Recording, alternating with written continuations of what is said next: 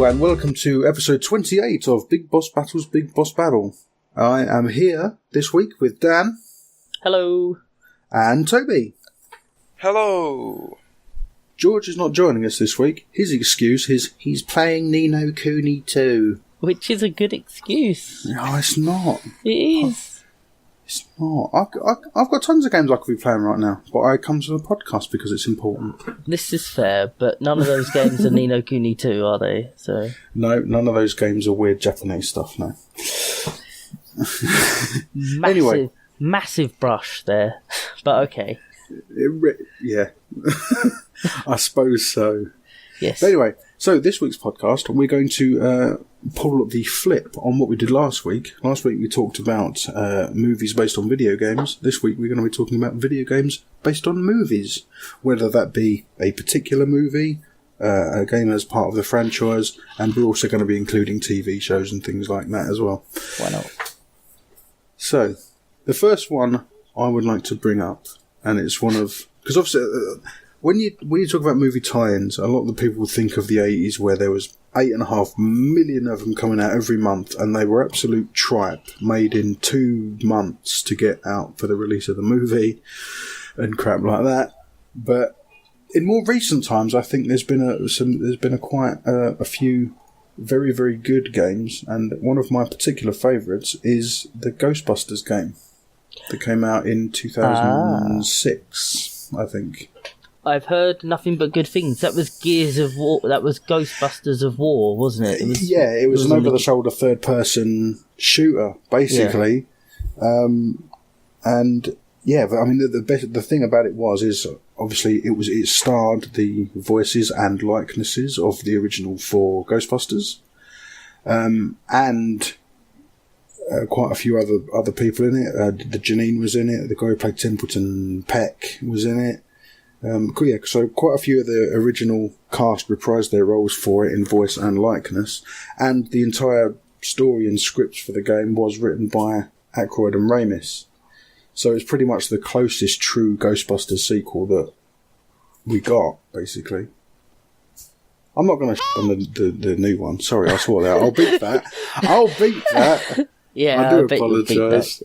The new one's okay, but the game is like a true Ghostbusters sequel. It was set, I think, 2 years after the second film, and they're back on their feet again, and they've got now full backing of the city, and that's kind of it's weird. It's kind of like your score. You've got this like how much damage you've caused to the city by capturing all the ghosts.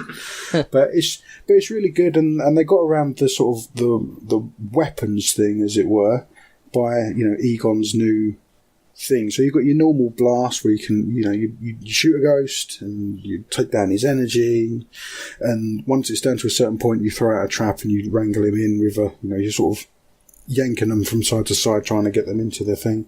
They've got the slime thrower which slows them down, but then they introduce things like a boson cannon, which is like a shotgun, and and it's kind of cool. And the cool thing is there's no HUD. The entire HUD is contained on the back of the Proton Pack, on the back of your character. Ah, like Dead Space. So there's different bars that show you health and ammo and all kind of stuff on with loads of different flashing lights, and it's fantastic. It's absolutely brilliant. And they introduced the weird things like, I think there's Ecto 6, which is a boat. There's Ecto 4, which is a motorbike. And it's so good. There's loads of callbacks, obviously, to the original films. You go back to the original hotel in the first film. You're basically, the training mission is where you start out as is Slimer escapes and goes back to the hotel where they originally found him, and you run through that and capture him again. But then it goes off and you end up in this island, and it's like the island of Shandor. It's absolutely mad. Fantastic game there. One of the best movie tie-ins I've ever played. Cool. Anything specific you want to bring up, Dan? There's been a couple that I've enjoyed over the years. Don't you dare say Demolition Man. So for a start, Demolition Man.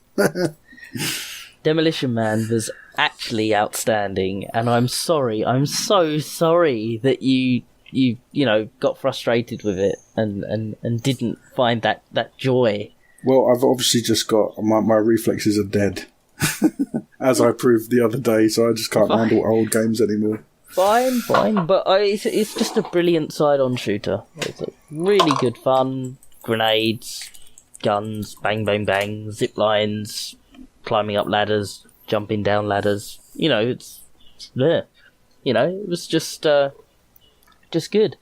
I enjoyed games like that a lot while I was growing up, and so to me, it just feels like perfection. There's no weakness in the jump. There's no odd arcs on weapons. Everything just feels, I guess, unexceptional, but there and present. So, what game that I tend to return to when I'm feeling a bit down and out, which is Rolling Thunder. Because Indeed. Rolling Thunder is just predictable, right? The bullets go. There's nothing exceptional about Rolling Thunder, other than the cool going into doors. It is just 100% solid gameplay. There's no flakiness to it. It's just bang there. That's it, and it's hard to talk about what makes the game unique, but I suppose nothing makes the game bad. No, it's just that it's just got that sort of perfect mix of mechanics that just works. But there's, like you say, there's nothing outstanding about it. No, it just gets it right, and it's just fun to play. That's it. It's just pure. It's like we can sit here and we can complain and we can rejoice about the Metal Slug series and how this one's better than this one and this one's worse than this one, and that's 2 just is the best. Frustrating. And sorry, 2 is the best. 2 is the best, yeah. But yeah, Demolition Man is that to me. Once again, there's nothing exceptional to it, but everything's just really well done. The one that we were, the other one that I want to talk about though is The Godfather 2, which came out on the 360 and the PlayStation 2, and it was just a really good open world game, but it just didn't sell well. It just didn't sell well at all, which was weird, because you'd go round and put pressure on these businesses, and you'd take over the businesses in each of the cities, and so they'd pay you money, but there were other gangs that were trying to take them over as well, and it was just really well done. I suppose that what you can take from that is that obviously the video game came out a hell of a long time after the film did. It's true, yeah. And I would guess that the sort of the age of the people that like that film potentially wouldn't really be into games. Okay, yeah. So, I suppose you could kind of say the same about the Ghostbusters. But then I suppose, Ghostbusters 2, he used a NES controller to control the thing, so gaming was kind of at its sort of early boom period then, so you could kind of say that the kids grew up with the NES and Ghostbusters, therefore they're probably gamers now. But yeah, Godfather 2, I think, possibly a bit of a divide in the fan bases there. What was weird is that the first Godfather game did really, really well. And at the time, I think it must have been around there was a Scarface game. I think it came out a couple of years before, actually. But there was a Scarface game that did really well as well. So it was just odd that The Godfather 2 didn't. And they had people who were in the film. The whole production value was really high. I don't know. It was just my main complaint about Godfather 2 was that it was short, I guess. I think it was 9-12 hours, maybe. And it felt like they could have added another city and had you do more. But it was exceptional. But I suppose it's not really a movie tie-in. It kind of definitely didn't launch around the same time as the movie, as you said. No, but we're not going to hold that against split hairs over that kind of thing. If it's based around a movie or part of a movie franchise, it's all good. So that brings me on to the third one that I want to bring up before this conversation moves around, and I invariably end up talking about other ones anyway. But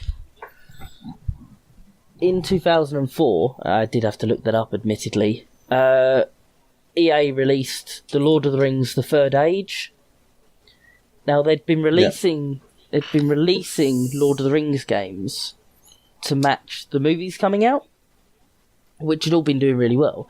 But the Third Age followed the story of a bunch of people who were very similar to the main characters, which they had license to use, surely, because they'd already been making the other games. You would have thought. On an alternate... I'm sure there's probably a term for it in writing, but on a similar quest, but going to different locations, like a what if, or these extra characters just inserted into the canon. So is it Lord of the Rings side story, or Gaiden, as they might say? Yeah, that's a good way to put it. I bet it was that in Japan. I bet you it was Lord of the Rings Gaiden in Japan. It probably was. But it was odd because it had.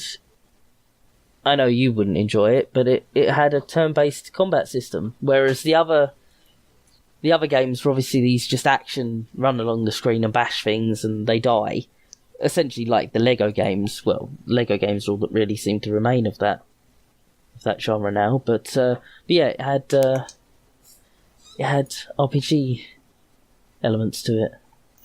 Attack and change weapon and stuff. But yeah, these characters just exist in the universe and you know, it's almost like they kind of walk into a room just as the other characters walk out and stuff, which I just thought was quite clever and funny, and it would be cool if more people did that.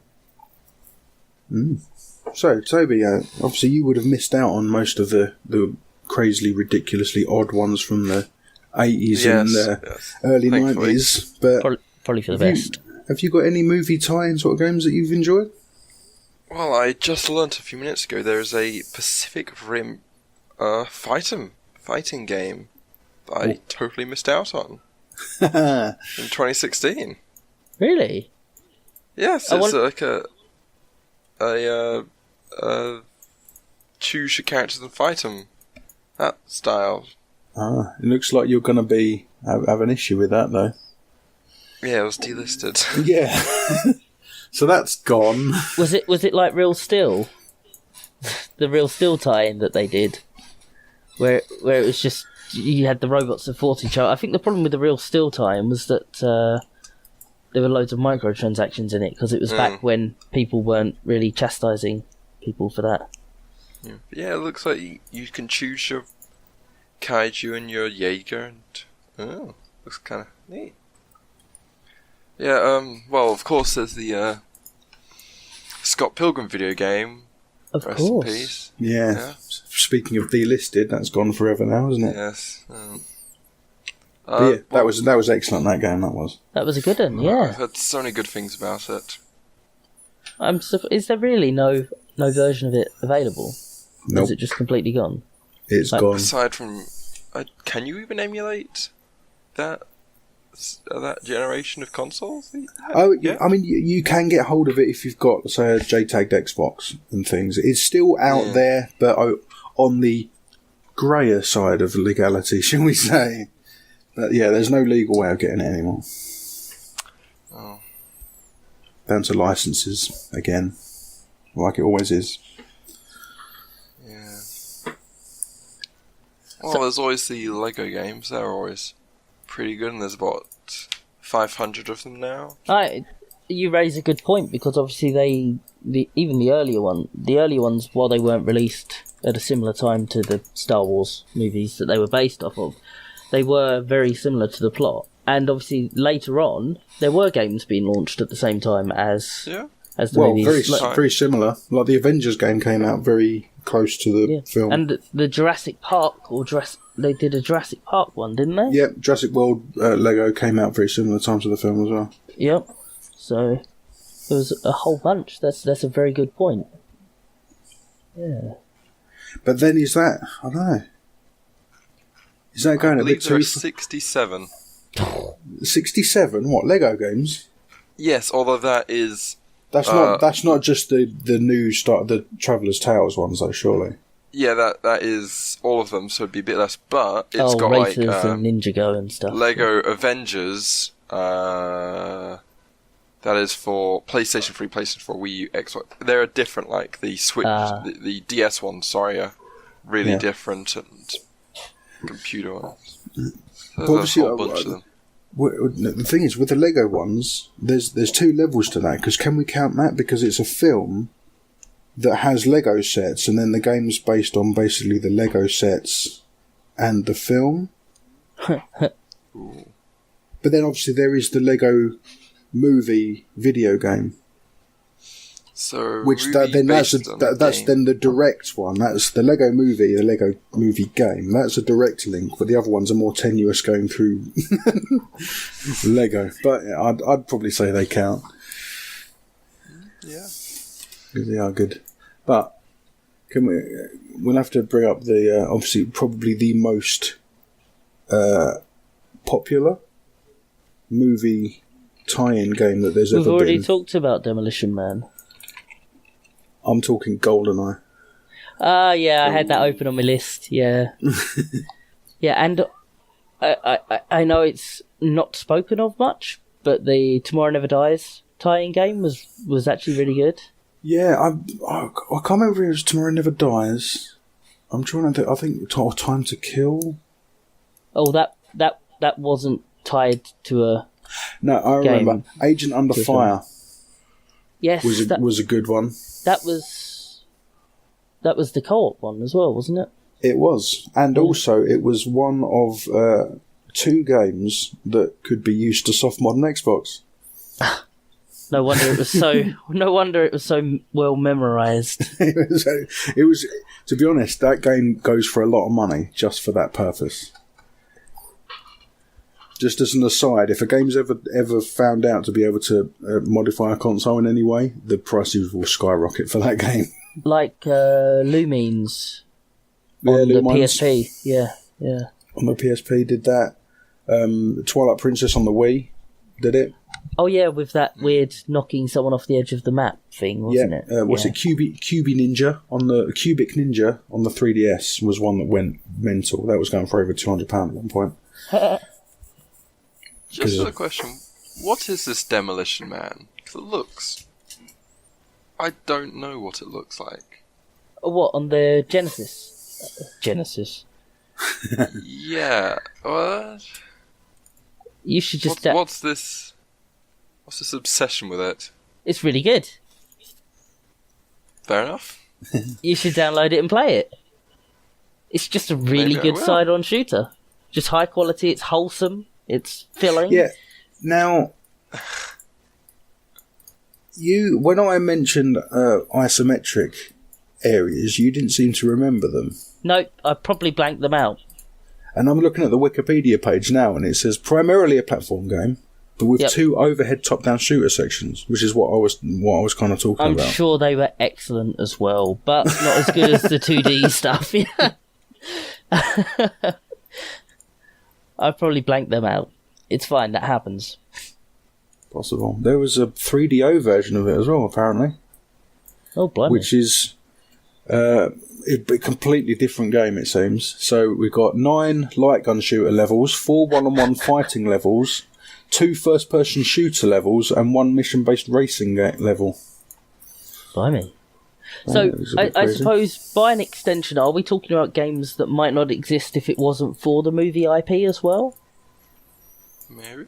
Well, I suppose if it is based on a film, so like in any real way, then... So the exceptional Die Hard trilogy on the PlayStation 1... Well, yeah, of course. Yeah, so that was brilliant. I mean, I didn't like the driving one, I thought that was odd. Die Hard Arcade as well. Yes, Die Hard Arcade.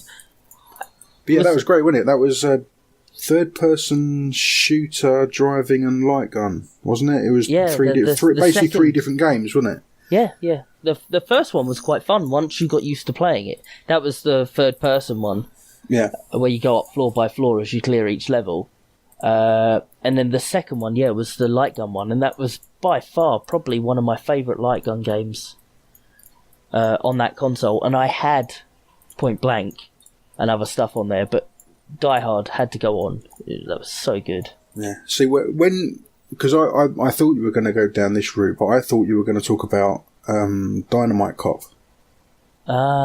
which was the sequel to Die Hard Arcade, but they lost the license. So that's kind of what I thought you meant when you said games that wouldn't exist if it wasn't for a license. Like Perfect Dark, for example, wouldn't exist without there being GoldenEye before it. Of course. I mean, no, I wasn't getting that deep. I mean, my original one that I was going to go for, actually, was Alien Isolation. Because that wouldn't have existed were it not for the Alien films. Obviously, that's, that and Aliens vs. Predator are the only Alien games that have been made and are brilliant. There's definitely not been any other Alien games. I do like the fact that the Alien vs Predator, it was the movie came last out of pretty much all the different formats. Yeah, there was games first, comics first, then the film came afterwards. That's it. I can't remember if the comic was first or whether it was the game, because the original game came out late 80s, early 90s. Early 90s. I remember playing it in a cybercafe down in either Skeggy. No, it was in Bognor. Down in Bognor. So, yeah.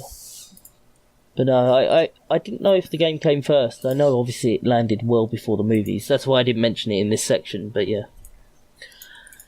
I tell you what, there was, and this is super, I suppose it's super niche really, because this was some throwaway game that just seems to have disappeared from everywhere ever. But you know the movie Small Soldiers? Yeah. Yeah, so there was a PS1 game. Yeah, everyone knows about the PS1 game. That was a weird third-person shooter in an age of third-person shooters. But there was a PC game that was a top-down, I suppose, tactical game. It was like an RTS where you only had limited units. And each character had their own skills, and so it was almost like Commandos.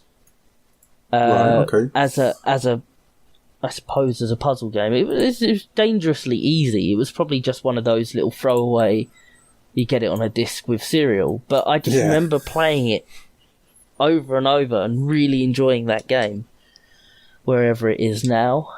But yeah, that was a really good movie tie-in. Yeah, so let's have a quick chat about something that you brought up before the podcast, which is a game that is 2 levels deep. And that is Street Fighter, the movie, the arcade game, which is a game based on a movie, which is based on a game. I didn't know this existed. You're a lucky man. Fair. Because it's not good, right? It is Street Fighter. It's a one-on-one fighter, but it's done like Mortal Kombat. So they've got the actors and they've got them to do their movements and things, and then they've put them in the game. So it's Street Fighter, but with live action actors, and it's not very responsive, and it just doesn't play right. Plus, I mean, they've shoehorned in Akuma because he was in the Street Fighter games at the time, so they've shoehorned him in even though he wasn't in the movie. The picture on Wikipedia actually is of Ryu and Akuma, and that's why I was like, I don't remember Akuma from the movie, and you were like, he wasn't in it. Yeah. See, now, the thing I don't like to think about with this game is that you've got the legacy of the late Raul Julia, and this being one of the last things that he did. Oh, what, the game as well? Well, no, actually, to be honest, it's the game was actually done with his stunt double, because Raul Julia had already passed on at the time. Gotcha. But it's weird just thinking about it. To be honest, but you get to play as Kylie Minogue in a video game, so swings and roundabouts. There are perks. Yeah. One of your national treasures, Toby.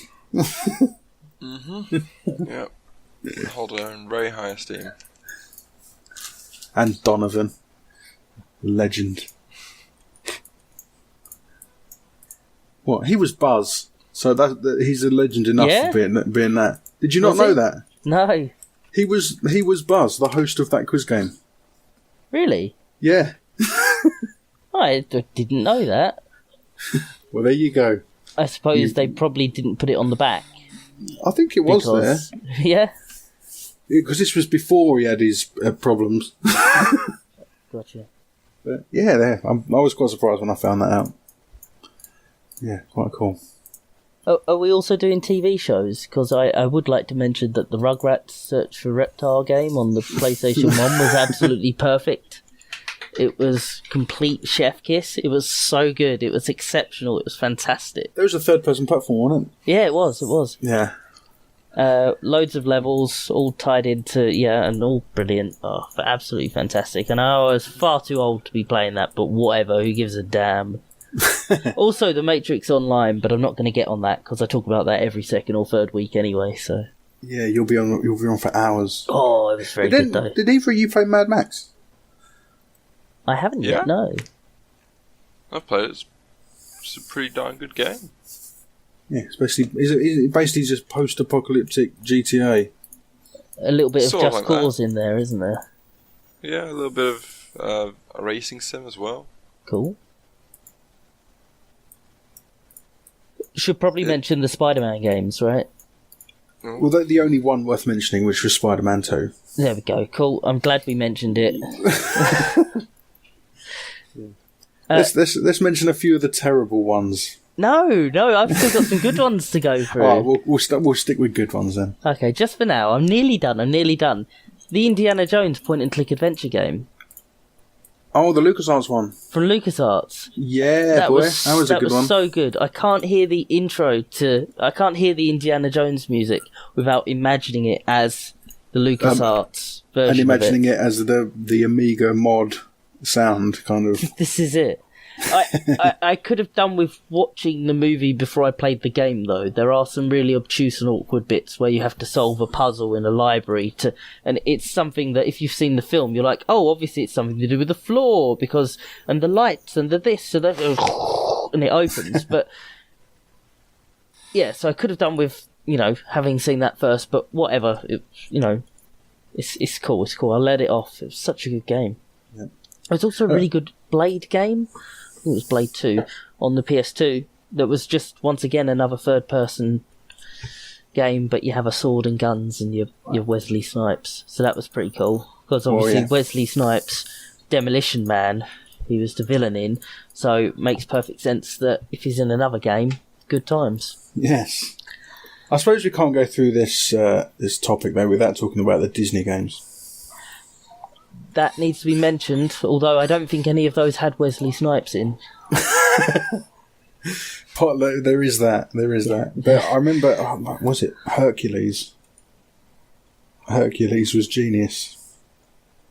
I suppose we've got to mention The Lion King and Aladdin as well. Yeah, they were the two big ones. They were the two big ones in that time. The Aladdin, and obviously the Mega Drive having the better versions of both. This is what people say, but alternate reality. Yeah. I enjoyed the SNES ones more. The SNES Aladdin was absolutely exceptional. Yeah, it's a weird time back then where you used to get completely different versions of games on the two systems, even though they were, fairly comparable to each other.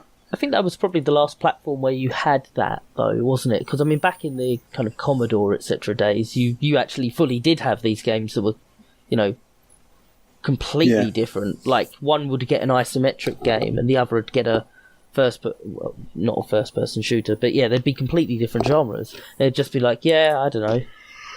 Yeah, although I remember, was it the Lion King on the SNES had the Stampede level, and that was all using all the flashy mode 7, so that wasn't in the Mega Drive one. Yeah, so stuff like that.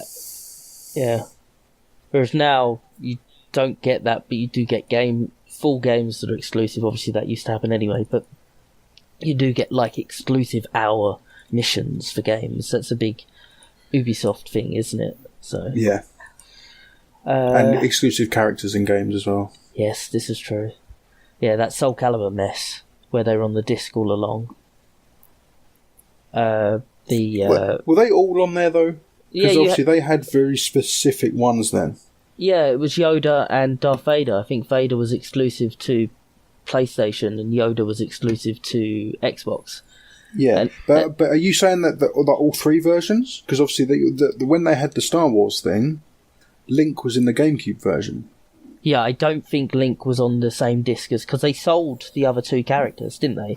They turned around a few years later and went, oh, and by the way, you can buy Darth Vader on the Xbox now. Oh, you can buy Yoda on the PlayStation. And then everyone was like, wait a minute. There's no download for this. Dun, dun, dun. Yeah. Yeah. And I would say as we're sort of talking about Disney as well, we can't really talk about Disney without mentioning Kingdom Hearts. Which I know you know nothing about that. I wouldn't know anything about that.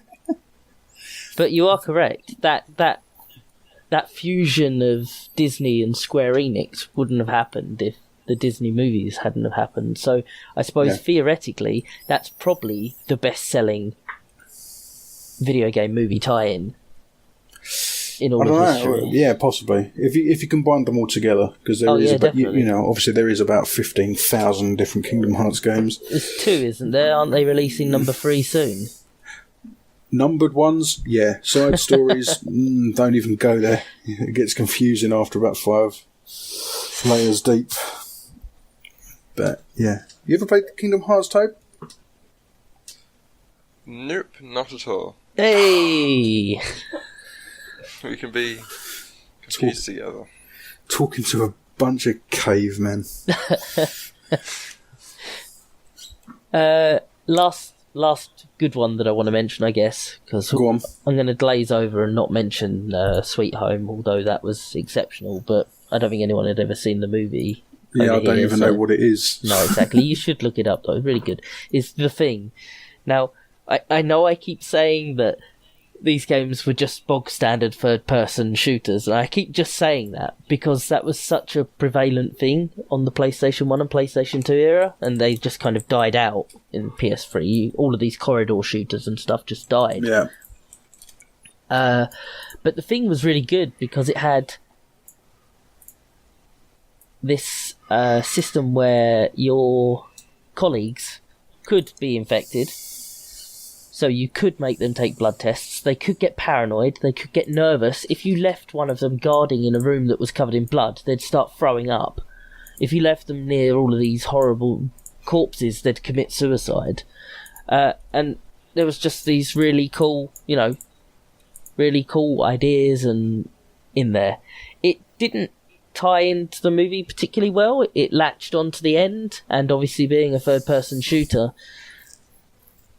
before the days of Alien Isolation, I think there was no way that they could think of a game that could keep the suspense and tension of the movies, which were action-ish movies anyway. Well, I mean, they were action movies, but there was a lot of suspense. Action horror, wasn't it, really?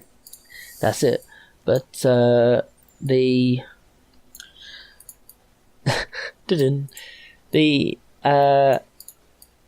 the game did really well with the IP. I mean, obviously, because you were running around shooting things, they had all of the little head crawly ones, and there were far too many heads for what they should have been there. Like, that's unfeasible. But with games, we don't stand there and go, I've killed 200 people in this level. All of their families at home. Or where do these enemies keep coming from? Or who has enough money to train up all of these idiots? And so we shouldn't question The Thing with its bosses and strange puzzles and psychological effects. What I think the real sadness for me with The Thing, other than the fact that you can't seem to find it anywhere now, the real sadness with it was that certain people who followed you were programmed to turn at certain points. Right, okay. Only certain ones. So there was this guy called Pace, and literally, this is such a point for me that obviously I've remembered his name. You start this level outside a base, it's very snowy, there are storms, and you find him up in this tower. And you then go through the facility, and you're about to go into this room, which I believe allows you to go down a couple of rooms later, actually properly into this research facility, which is a big point in the game. And this guy, Pace, has a couple of lines. When he meets up with people, he talks to other people. He's a pretty good all-rounder. Yeah. and you can have him jab himself and prove that he's human whenever you want. And there was this one doorway, and I had him prove that he was human at the doorway, and then I saved, because I thought, when I go through this doorway, there's probably going to be hell, so I'm just going to save now, and then I can save Scum if anything happens. And as I walked through the doorway, he'd just taken the blood test, I walked through the doorway, and he just went, "Whoa!" and turned into one of the kind of thug things. So I killed him, and I thought, well, that's pretty unfair, actually. I'm pretty disappointed that Pace turned. So I loaded, walked through the door, and he did it again. And so there were all of these points where these characters were scripted to die, which was a bit disappointing for me, because I am that weird person that plays through Half-Life and tries to save every single security guard and every single scientist and get them to the furthest point that I can where I have to leave them behind. I am that person that will, load a save just to try and keep everyone alive as long as possible. And so the thing betrayed me with that. So I remember trying to do that in Dead Rising, and that's a bad idea. Oh, I have 100%ed Dead Rising. The secret is just to play the game, die horribly over and over again until you've got an over-leveled character, and then just follow the clocks. But if you try and do it on the first run or 10th run or whatever, it just doesn't work. Can you answer me this then? That opening section where you first start, can you save all them people? No. You can't? Okay, that's fine. No, they're bound to die, ignore them. Excellent. They all have to die. But you can save everybody else after that, except for the people who obviously die in FMVs. You can glitch kill the convicts in the truck by getting them caught on a tree. But the best I managed to do that, I think. Yeah, that's fine once you've done that. But the best way to easily level up is to get out into that area, get into one of the free cars that are in the parking space, go down into the parking area, and just drive all the way around until the car's about to break, then change into one of the cars that are down there, do the same until that's about to break, and come back out, and the cars are restored and fix themselves, as long as they're not fully destroyed. And if you do that, then that's the best way to get that achievement for 75,000 zombies killed, or whatever it was. And by that point, you've leveled up enough that you've got most of the abilities. The secret to Dead Rising... Oh, I just realised I'm off on a big tangent now. You are, but never mind. But the secret to Dead Rising is to, like any good zombie movie, realise that the humans are the baddies, and that most of the zombies, as long as you don't allow yourself to get surrounded, can just be ran past. And once you're aware of that in Dead Rising, they become very different games. Yeah, no, I figured that out fairly early. Especially when you get that ability to start jumping on their heads. Yes, and you can run over... and you just run over the top of them. I know, it's brilliant. So good. Anyway, on that tangent, I think that brings us to the end of this week's podcast. Now, to warn you out there, I will not be here next week, so you will be left with whoever turns up. We may have to reschedule anyway, because I'm going to be in another city next week. Ah, yes, you're going to an event, aren't you, sir? I am indeed. So we may need to reschedule anyway. Yes, but even so, because over the next couple of weeks I'm moving house, so I'm going to be in and out sporadically. So I will see you next time, maybe not the next time, the time after that. And from me, Dan and Toby, wish you all goodbye. Bye for now. Bye. Bye.